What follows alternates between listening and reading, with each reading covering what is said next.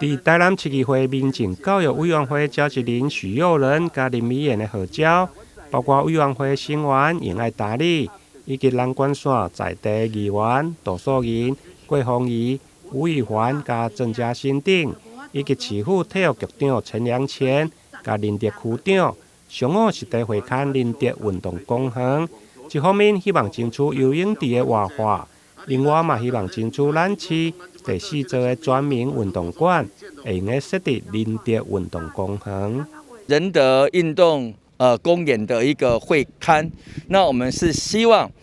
能够把符合国际标准赛事的仁德游泳池做活化，然后搭配我们体育局新成立之后的全民运动馆的闲置跟设置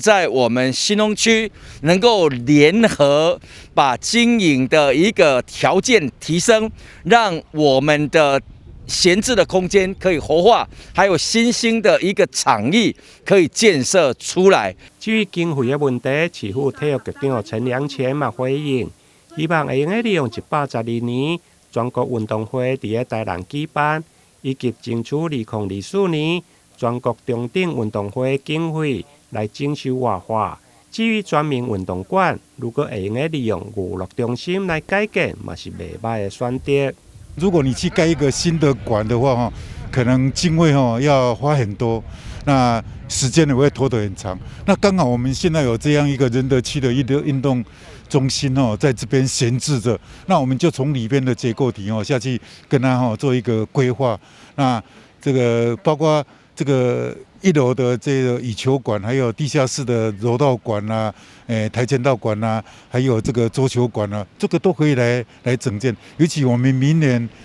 全国运动会的卡巴迪可能就是在这边比赛了，那可以利用这样的机会把它兴建起来哈。那第二个部分就是游泳池。那游泳池我记得2年前教育部体育署有来勘察过。那当初我们是希望能够在原址能够盖一个比较大的这个游泳池。那其实